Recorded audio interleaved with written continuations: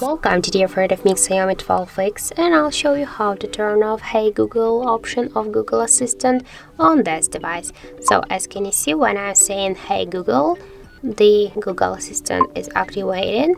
So now just to turn off this feature, you should go into the Google application here and click on the right down corner to the more icon. After that, go into the settings and click to the voice section here.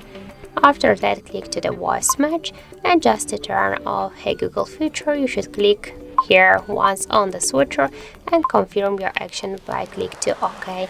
And now as can you see, the Hey Google feature is turned off, and when I'm saying OK Google or Hey Google, the Google Assistant just is not activated here. So that's it, that's how it looks. Thank you for watching, and if you find this video helpful, don't forget to leave a like, comment and to subscribe our channel.